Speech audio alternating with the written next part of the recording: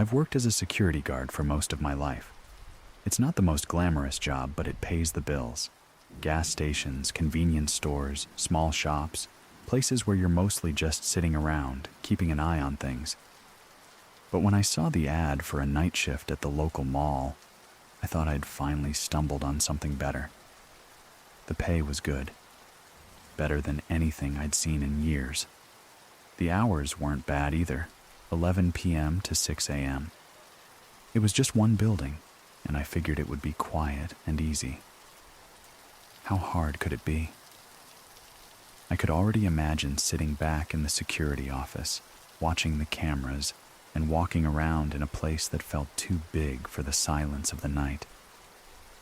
I applied immediately and got a call the next day. It was the manager, Mr. Hensley, asking if I could come in for an interview that afternoon. It seemed sudden, but I didn't question it. I needed the job, and the mall wasn't far from where I lived. I drove over, trying to shake the feeling that this was all happening too fast. Was the mall that desperate for a night guard? The interview was quick, almost rushed. Hensley asked about my experience, but it didn't feel like he was paying attention. He ran through the basics, check the cameras every 15 to 30 minutes, do hourly patrols, nothing out of the ordinary. By the end of it, he looked at me and asked, "Can you start tonight?" That surprised me. Most places want time for paperwork or background checks, but I wasn't about to argue. "Sure," I said, trying not to sound too eager. He looked relieved. "Great. We're understaffed," he admitted, rubbing his temples like the day had been too long. "Last few guards didn't last. I hope you'll be different." His words gave me pause. What did he mean by that? But before I could ask, he handed me a key to the office and told me to report at 11 p.m. sharp. The quicker I started, the quicker I'd get paid, I told myself. I shook his hand, left the office, and went home to get a few hours of sleep before my shift. When I arrived at the mall, it was dark and deserted. The parking lot, which during the day was packed with cars, was almost entirely empty. A few scattered vehicles sat under the dim glow of the parking lights, but the space felt too big, too quiet. It made the building look like a sleeping giant, and for a second, I considered turning around and going home. Something felt wrong. I brushed it off as first-day nerves and walked up to the employee entrance. Mr. Hensley met me at the door. He didn't say much, just led me through the winding corridors to the security office, explaining the basic protocols again as we walked. The office itself was small, a cramped room at the back of the mall, filled with screens displaying grainy footage from the cameras scattered around the building. "Check the cameras every 15 to 30 minutes," he reminded me. "Do your rounds. Make sure nothing's out of place. The usual." He glanced at me before adding, "And keep an eye on the escalators in the play area. Things happen there sometimes." That last part made me pause. "Things happen?"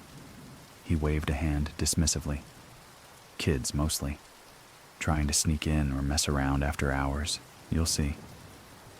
I nodded, though his tone made my skin crawl a little. He handed me a printed sheet of standard instructions, shook my hand again, and said, "Good luck. I'll see you in the morning." Once he left, I was alone. The silence of the empty mall settled over me like a heavy blanket. I took a seat in front of the monitors, flipping through the camera feeds. The escalators were still, the stores dark and empty. For a moment, I relaxed. It was just a mall, nothing creepy about that. Just a big, empty building. After a few minutes, I felt a presence behind me. I jumped, my heart pounding. There, standing just beside me, was a janitor. He grinned, clearly amused by my reaction. "Didn't mean to scare you, buddy," he said, his voice light. "You must be the new guy." I let out a nervous laugh, trying to shake off the tension. Yeah, that's me. I didn't know there was a janitor here at night. He shrugged. They always keep one of us around to clean up, make sure everything's ready for the next day. His tone turned a bit more serious. Just make sure you follow the rules. I blinked. The rules? You mean the instructions? He handed me a crumpled piece of paper, looking at me with an unsettling seriousness. These aren't from the manager. These are the rules you'll need if you want to make it through the night. I unfolded the paper, half expecting some kind of joke, but the list of rules it contained was anything but funny. Rules to keep you safe at night. Rule 1. Check the security cameras every 15 to 30 minutes, but don't stare at the footage for too long. Rule 2. Never look directly at the mannequins after midnight. If the mannequins change positions, leave the area immediately. I stared at the list, my gut tightening with discomfort. You're serious? The janitor's grin had vanished. I'm warning you. Follow the rules, or you'll end up like the last guy. I tried to laugh it off. You mean the last guard? He nodded, his eyes cold. He quit after one night. Okay. I stuffed the paper into my pocket without checking the rest of the list, chuckling nervously. Well, I'm going to make my first round. The janitor stepped aside, giving me a long look before saying, "Take care." I nodded and left the office, but his words stuck with me. Something about his tone, his look, it felt off, like he was genuinely afraid. But I wasn't going to let some weird list of rules mess with my head. It was just past midnight when I started my patrol. The mall was eerie at night, much more so than I expected. The dim lighting cast long, twisting shadows along the tiled floors. Every sound felt amplified, my footsteps echoing off the walls, the hum of the fluorescent lights, the distant creaks and groans of the building settling.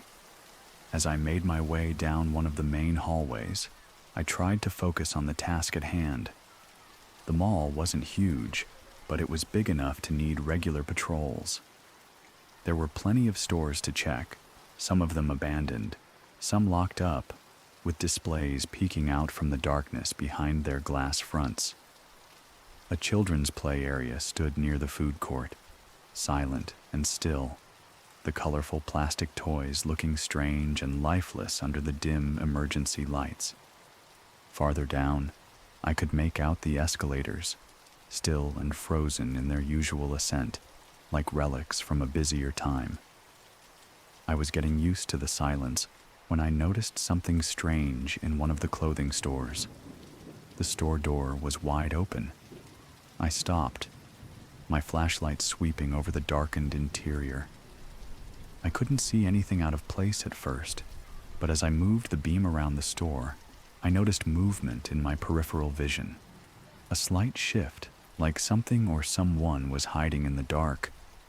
I turned my head to look directly at it, but there was nothing. Just a few mannequins standing near the back, as motionless as always. I sighed and shook my head. It was nothing, just my nerves. I wasn't going to let that janitor's creepy list get into my head. Then I heard it, the faint sound of clothing rustling. My flashlight flicked back toward the mannequins, and there it was. One of them had definitely moved. It was standing a little closer now, slightly out of position compared to the others. I could feel my heartbeat start to quicken. "Hey, Mr. Janitor," I called out, more out of frustration than anything else. This had to be some kind of prank. He was probably watching me from the shadows, trying to freak me out. But there was no answer. Just the soft, unsettling shuffle of fabric behind me again. I turned slowly, my flashlight scanning the mannequins, and that's when I saw it. One of them had changed positions again, its head now facing directly toward the exit. My breath hitched in my throat. No one else was here. There was no way this was a trick. I backed out of the store quickly. I didn't want to stay any longer than necessary. As I walked away, I kept glancing over my shoulder, and then I heard it. Footsteps. But not normal footsteps. They were heavy, rough, like wood or plastic scraping against the floor. My heart started pounding in my chest. I turned around, and there it was, the same mannequin from the store. It stood in the middle of the hallway, staring at me with its blank, lifeless face. The hair on the back of my neck stood up. I could feel the blood drain from my face as I watched it. Slowly, stiffly, it started to move toward me, its joints creaking and groaning with every step. Its movements were robotic, stiff, like a doll being dragged forward. I did what any sane person would do. I ran. I turned on my heel and bolted down the hallway, my footsteps echoing in the vast emptiness of the mall. I didn't care how ridiculous I looked. I just needed to get away from that thing. I rounded the corner, ducking into the hallway that led toward the restrooms. The footsteps behind me had stopped, but I didn't dare look back. I burst into the restroom, splashing cold water on my face, trying to convince myself that it was all in my head. But as I looked into the mirror, I saw something else. A woman was standing near the stalls, her back to me, dressed in the plain uniform of a cleaning lady. I blinked, and she was gone. My heart skipped a beat. I spun around, but there was no one there. The restroom was empty. I collapsed to my knees, exhausted and terrified. What was happening? I tried to gather my thoughts, to make sense of it all, but nothing was adding up. Then I remembered the list. I pulled the crumpled paper from my pocket and unfolded it with shaking hands. There, written plainly in black ink, were the next few rules. Rule 3. If a mannequin looks like it's following you, don't look back. Mannequins sometimes follow guards, but if you ignore them, they'll stop. If you look, they'll know you're aware, and they'll get closer. I felt my heart sink. I had looked. Rule 4. Avoid looking into the mirrors of the restroom. Too late for that. My stomach twisted in knots as I realized I had already broken 2 of the rules. Whatever was happening, I was making it worse. Rule 5. If you hear someone talking inside an abandoned store, do not listen. I swallowed hard. I hadn't heard anyone yet, but just knowing the rule was there made me uneasy. Rule 6. If you hear a child laughing from the play area, leave immediately. Rule 7. If you check the time and it's earlier than the last time you looked, immediately return to the security office. I glanced at my watch, instinctively checking the time. It read 11:30.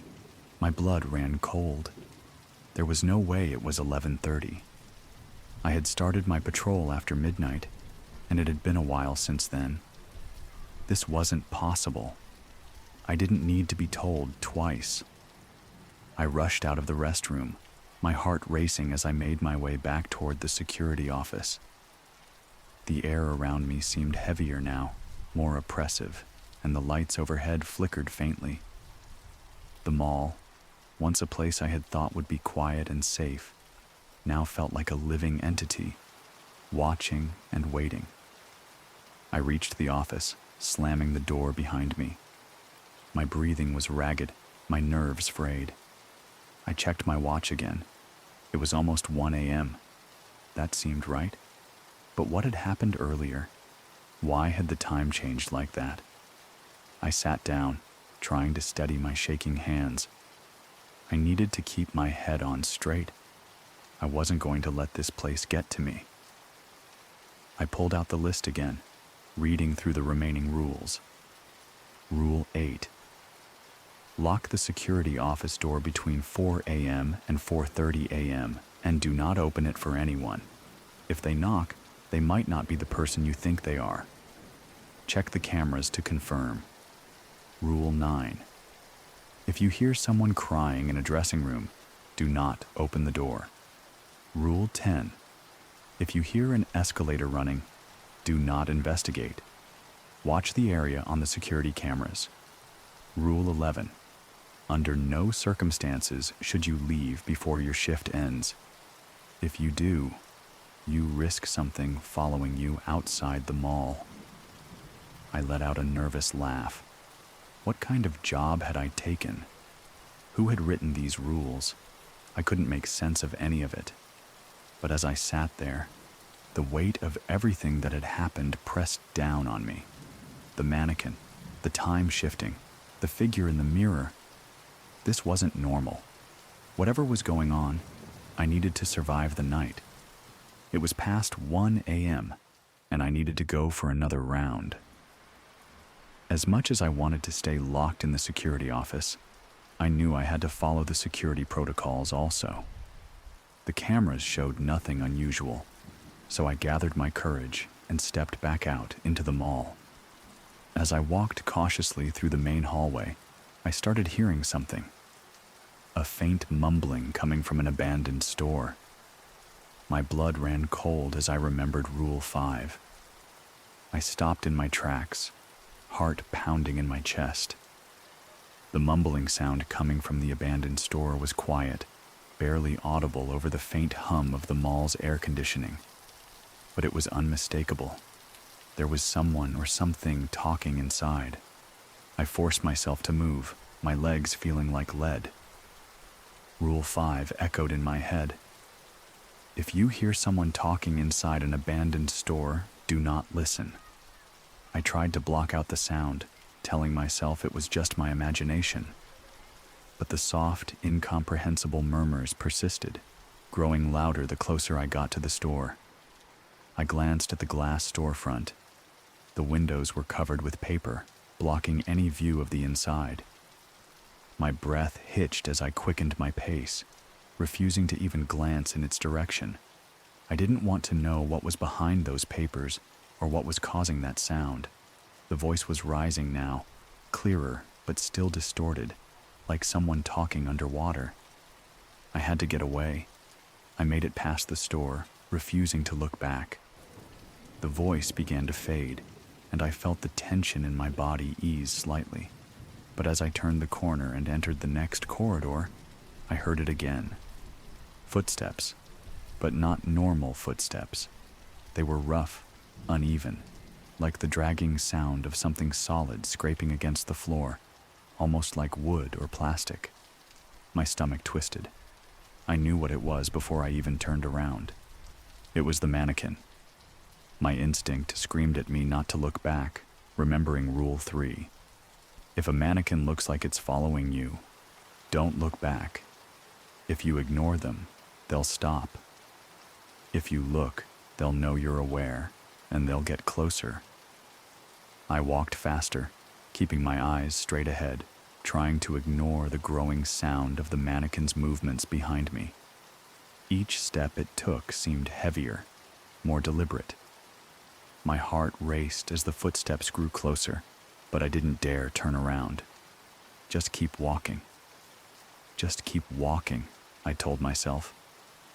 The sound of the mannequin's movement grew fainter, and eventually, I could no longer hear it. I let out a breath I hadn't realized I was holding, and slowed my pace. My hands were shaking, but at least I had followed the rule. Whatever was following me had stopped, for now. Then I heard something else. The distant hum of machinery, an escalator, running. I froze, the blood draining from my face. Rule 10. If you hear an escalator running, do not investigate. Watch the area on the security cameras. I turned on my heel and bolted for the security office. I wasn't going to risk breaking another rule, especially after what I had just been through. My mind raced as I rushed back down the hallway, past the now quiet abandoned store, and toward the safety of the security office. I could hear the escalator in the distance, that unmistakable mechanical whir, but I didn't stop. I burst into the office, slammed the door behind me, and locked it. My breath came in short, ragged gasps. I immediately turned my attention to the security monitors, flipping through the camera feeds. The escalator camera came into view, and there it was. A figure. It wasn't a person. Not exactly. It was something else. The figure was tall, unnaturally tall, its limbs long and spindly, its face obscured by shadows. It was standing on the escalator, its body stiff and jerky, moving in slow, unnatural movements as the steps carried it upward. I stared at the screen, frozen in place. My mind raced, trying to process what I was seeing. The figure's head turned slowly, as if sensing something, and then, impossibly, it looked straight at the camera, straight at me. The monitors started flickering, static filling the screens, a loud buzzing sound filling the room. I snapped my gaze away from the camera, remembering Rule 1. Don't stare at the footage for too long. The buzzing stopped almost immediately, and when I glanced back at the monitors, the escalator was empty. The figure was gone. I sat back in my chair, my body trembling. I couldn't do this anymore. My nerves were shot, and the rules, those damned rules, were starting to feel like a cruel game designed to break me.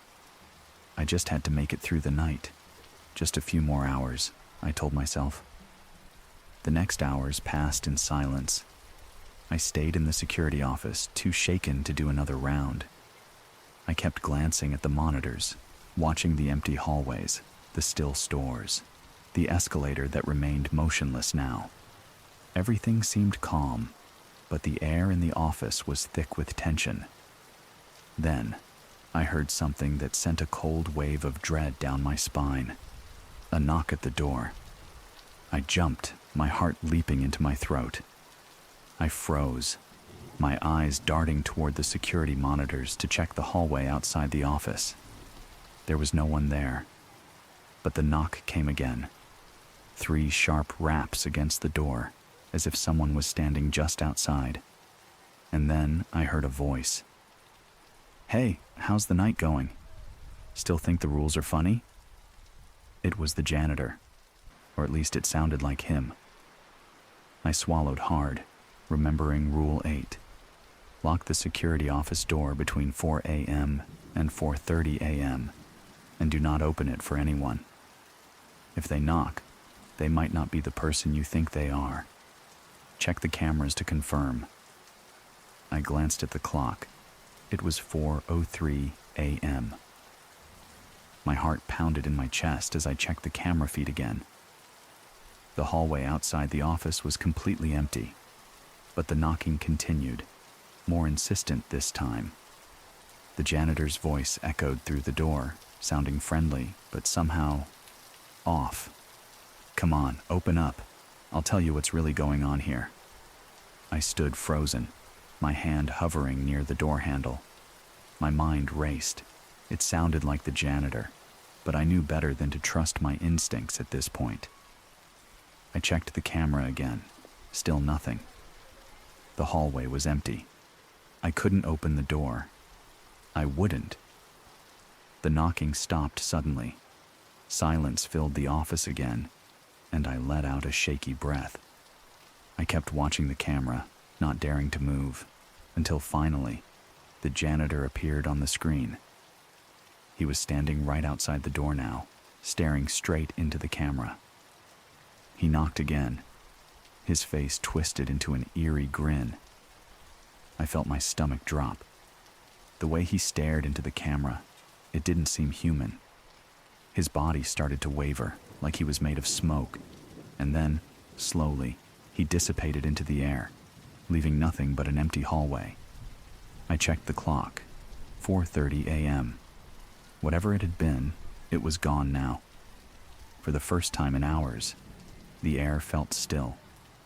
The oppressive weight that had been hanging over me seemed to lift, if only a little.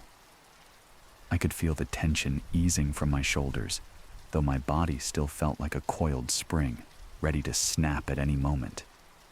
I stood up, my muscles aching from being hunched over the monitors for so long.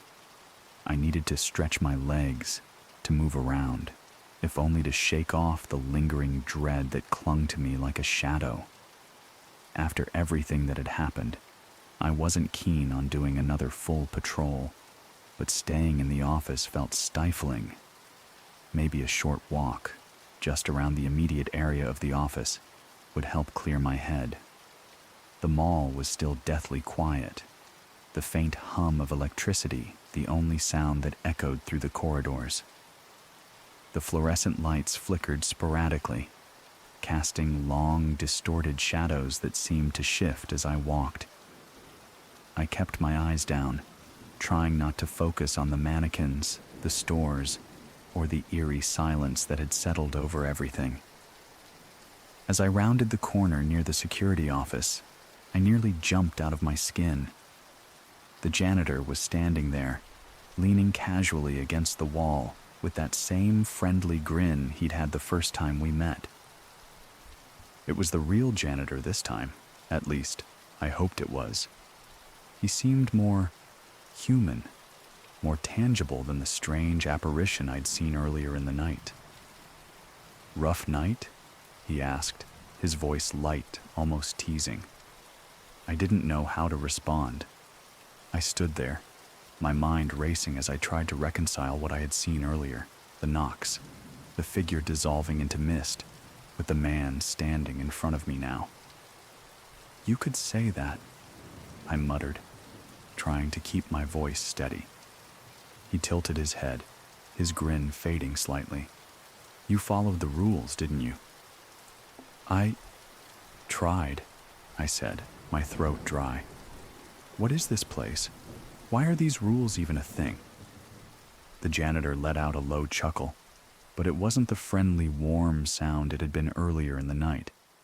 This laugh was hollow, tinged with something darker. "I told you the rules are there to keep you safe," he said, his eyes narrowing. "There's more going on here than you understand. Much more."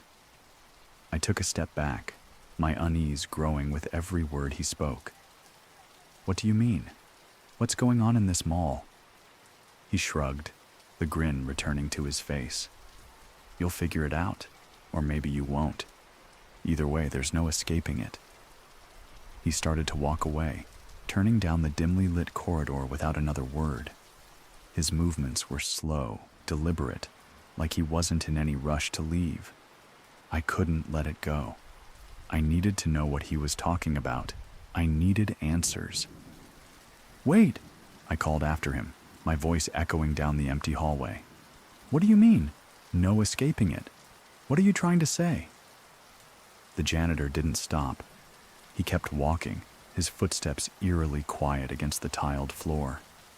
Desperation and frustration bubbled up inside me, and before I knew it, I was following him, determined to get some kind of explanation.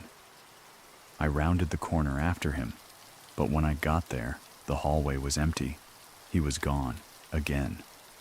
My heart pounded in my chest as I stood there, staring down the empty corridor.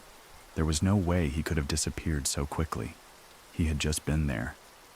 I looked around, scanning the area for any sign of him, but the mall had fallen back into its eerie silence. And then I heard it. A soft, muffled crying. The sound was faint at first, almost too quiet to notice. But as I stood there, frozen in place, it grew louder, more distinct. A woman's voice, sobbing quietly, somewhere nearby. My skin prickled with unease. I knew the rules. I had them memorized by now, and I knew exactly what this was. Rule 9. If you hear someone crying in a dressing room, do not open the door. I swallowed hard, trying to block out the sound, but the crying persisted. It seemed to be coming from one of the stores up ahead, the muffled sobs echoing faintly through the deserted hallways. Every instinct I had was telling me to walk away, to get back to the office, and wait out the last hour of my shift in silence. but there was something about the crying that pulled me toward it, an almost magnetic force that made it impossible to ignore. What if someone really needed help? What if this was all in my head? What if the rules were just some sick joke? I shook my head, trying to clear my thoughts. I had already broken too many of the rules tonight. This wasn't a joke.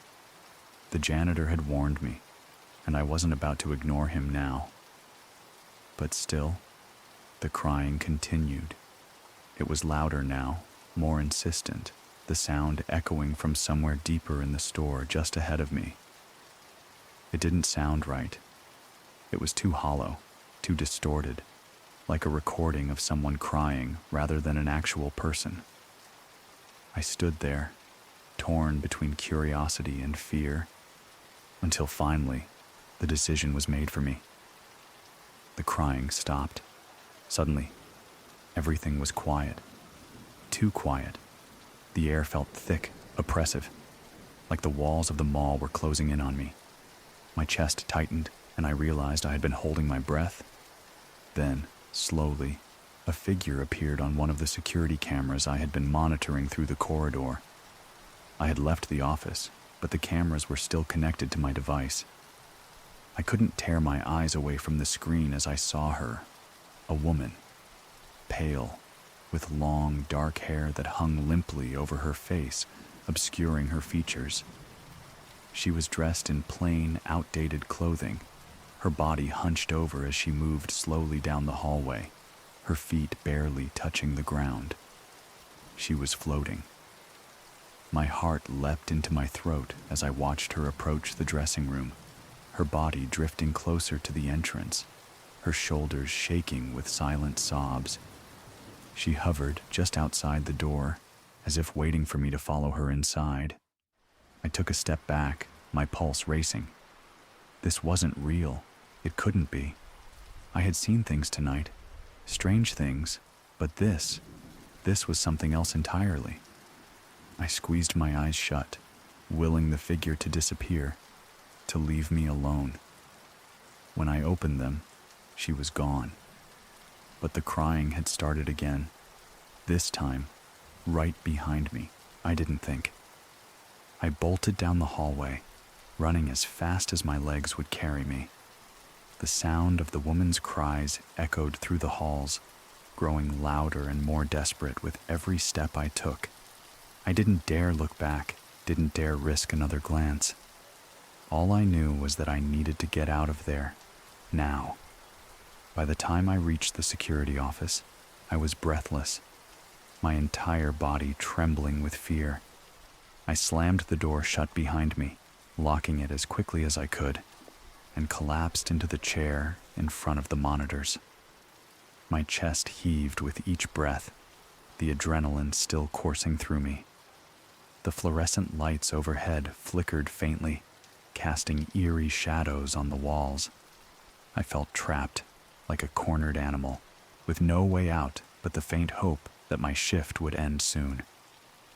I glanced at the monitors. My heart sank. There she was, the woman. The same pale figure, her hair hanging limply over her face, moving in that unnatural, hovering way. She was no longer just roaming the halls. She was headed directly toward the security office. My blood ran cold as I watched her on the monitors. She floated down the hallway, closer and closer, her slow, jerky movements unnerving. She didn't walk like a normal person. She barely moved her feet at all, gliding just above the ground. The sobbing was gone, but the weight of her presence was suffocating. It was as if the very air around her distorted with her approach, bending reality itself. I checked the camera feeds desperately, flipping between angles. She was getting closer. My breath quickened as I watched her drift past the closed stores, her face obscured by her hair, her arms limp at her sides. Every second she got nearer, and I felt my panic rising, clawing at my throat. I reached for the list of rules, gripping it tightly in my trembling hands. Don't open the door. I repeated the thought over and over in my head, like a mantra. Don't open the door, no matter what. The woman stopped just outside the security office. I could see her now on the monitor, the camera trained right on the door. She stood there, silent and still, like a statue.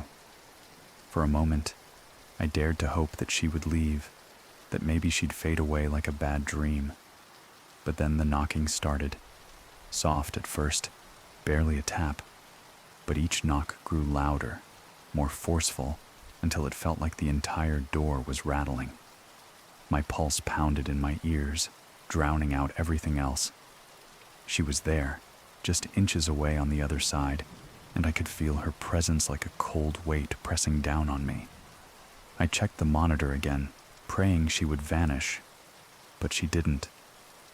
Her body was rigid, unmoving, but the knocking continued, growing louder and more violent with each passing second. The door frame shook, as if it wouldn't hold much longer. I clamped my hands over my ears, squeezing my eyes shut, trying to block her out. This wasn't real. It couldn't be real. But the knocking only grew more intense, more insistent, like someone pounding with their fists. My heart raced, my body trembling as I stared at the door, unable to move. Then I heard it. "Hey, open up. It's the manager." I froze. The voice was familiar, too familiar. It was Mr. Hensley. But something felt wrong. I checked the clock, my heart thundering in my chest. 6:01 a.m. Relief washed over me, but suspicion crept in immediately. Was it really him, or was this another trick? I checked the camera one last time. The woman was gone. No sign of the pale figure, no shadow, no presence. Everything okay in there? Mr. Hensley's voice called again, sounding closer now, more concerned. "Open up. Your shift's over." I hesitated, my hand hovering over the door handle. I had survived the night, hadn't I? The clock showed it was past 6 a.m., and nothing had come for me in those final moments. But the events of the night had shaken me to the core, and I wasn't ready to trust anything, anyone, without checking one last time. I glanced at the monitor one last time, double-checking the feed outside the office. And there he was, Mr. Hensley, standing just outside the door, looking exactly as he had when I first met him. No eerie figure, no distorted face, just him, the manager. With a trembling hand, I unlocked the door and opened it.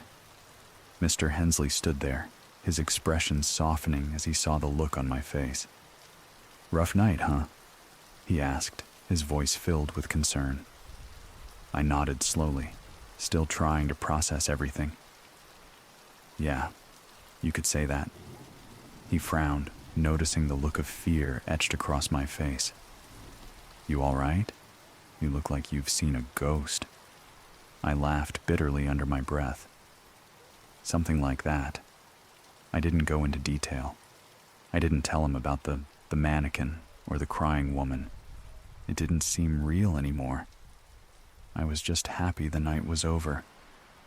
But something gnawed at me, something that I needed to know before I left this place for good. "What about the janitor?" I asked suddenly. "The one who works the night shift?" Mr. Hensley looked at me, puzzled. "What janitor?" My stomach dropped. "The one who was here all night. He gave me a list of rules to follow." Mr. Hensley shook his head, his expression turning serious. "There's no night janitor. No one works here at night except you." My mind reeled. The pieces didn't fit together. None of it made sense. I stared at Mr. Hensley, my thoughts racing. If there was no janitor, then who or what had been warning me? And the rules, where had they come from? I didn't ask any more questions. I handed him my keys, quit on the spot, and walked out of the mall without looking back. Whatever had happened there, whatever lurked in the dark corners of that place, I wasn't going to stick around to find out more. As I drove away, the weight of the night still heavy on my chest, I realized that some places are better left alone. And that mall, it was one of them. I will never return to that place again.